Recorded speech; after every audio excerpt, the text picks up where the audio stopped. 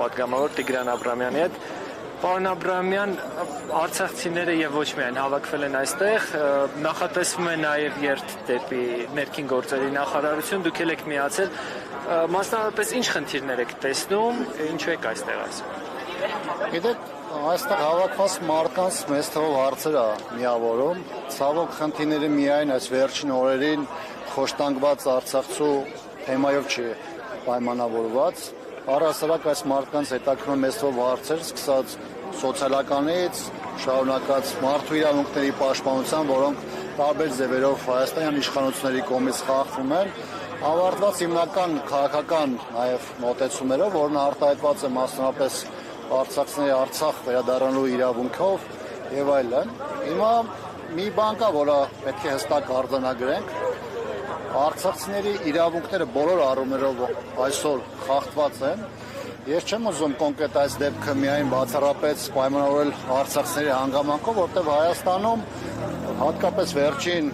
5-6 տարիներին խախտում է ոչ միայն արցախցիների, այլ նաև մեծ թվով Հայաստանի Հանրապետության քաղաքացիների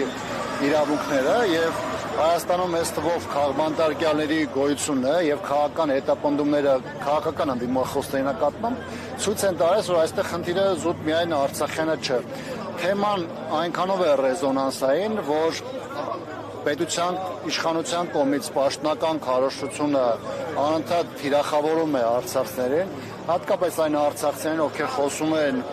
Արցախի հանձնման, Արցախ վերադառնալու իրավունքի մասին, խոսում են Արցախցի նկատմամբ որոշակի առանձնացված մոտեցումների մասին եւ այլն։ Իհարկե այդ ամեն ինչ պետք է հայ հանրությանը ամբողջացնել, որովհետեւ այն խնդիրները, որոնք այսօր առկա են արցախցիների հետ կապված, բնականաբար դրանք մեր հասարակության ճնշող մեծամասնությունը չի կիսում։ Այլ բան է, որ դա իշխանությունն է ամեն ինչ անում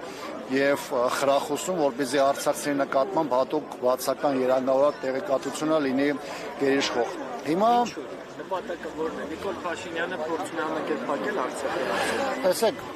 ի սկզբանե եւ 23 թվականին, երբ արցախցիների բռնի տեղահանություն տեղի ունեցավ, հենց այդ փուլից է սկսած իշխանությունը խնդիր ուներ արցախցիներին առանձին խմբերի բաժանելու, բևեռացնելու, որպեսզի արցախցիները չկարողանային իրենց հավաքական պահանջները ներկայացնելու, որպեսզի խլացնեին մեր արցախցիների այն պնդումները, որոնք կապված են այս իշխանությունների այն քաղաքականությամբ, որը ի վերջո բերեց Արցախի հանձնմանը, եւ ստեղծված իրավիճակում բնական է ինչպես արցախցիները, այնպես էլ առհասարակ հասարակության այն առողջ հատվածը, որը կոնկրետ ունի մոտեցումներ, դիրքորոշումներ, անկախ դրանից դա քաղաքացիական դիրքորոշում է, քաղաքական մոտեցում է, ում դա տարբերում է իշխանության պաշտոնական մոտեցումից, նրանց նկատմամբ կոնկրետ տեղի ունենում թիրախավորում, ընդհանուր մարդկանց միջև ազատությունից զրկելը եւ այս պահին էլ վտանգ կա, օրինակ այս գործով զբաղվող փաստաբանի մասով, ում հանկարծ իրավապահ մարմինները հիշել են, որ ինքը տարբեր միջադեպերին կարող էր մասնակից եղնել եւ այդ իրավիճակով պայմանավորված նաեւ ասում են, որ քրեական վարույթներ կա։ Այսինքն այստեղ խնդիրը այդ առանձին 1-2 վարույթները չեն, այստեղ գլխավոր խնդիրը այն է, որ իշխանությունը ոչ միայն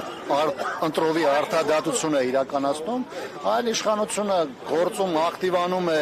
եւ փորձում է գործեր սարքել այն ժամանակ, երբ որ դա իր համար քաղաքական նպատակահարմարություն է ներկայացնում։ Օրերս Նիկոլ Փաշինյանը հարցազրույց է տվել, որի ժամանակ զարմացած դեմքով ու լուրջ դեմքով հարցնում է, թե այս 7 տարվա ընթացքում ինչ զիջում է առնվազն կատարել։ Եթե Նիկոլ Փաշինյանը մտածում է, որ հանրության հիշողությունը շատ կարճ է, կամ եթե մտածում է, որ իր մանիպուլյացիոն վարպետությունը այնպիսի բարձրաշան է, որ մարդիկ պարզապես չեն հասկանա կամ կարող են մոլորվել, դա բնականաբար այդպես չէ։ Նույնիսկ այն պարագայում, երբ որ կան մեր հասարակության մեջ մարդիկ, ովքեր իրենց կարծիքը եւ իրական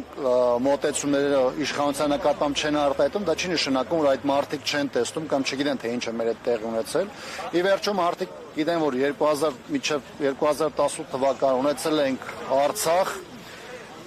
2018-ից հետո մենք ունեցել ենք լայնամասշտաբ պատերազմ Արցախում, որը բերել է հազարավոր մարդկանց զոհերի։ Մենք 21, 22, 23 թվականներին ունեցել ենք տարածքներ Հայաստանի Հանրապետության սուվերեն տարածքից, որոնք օկուպացվել են։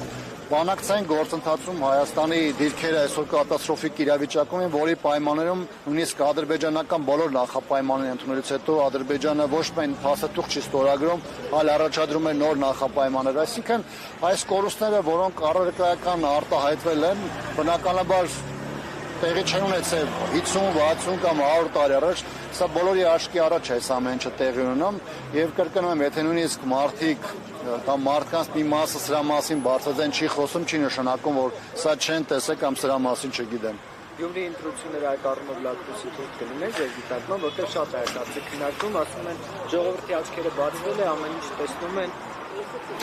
Գիտեք, մի փոքր ձևակերպման հետ համաձայն չեմ, որ ժողովրդի աչքերը բացվել կամ չեն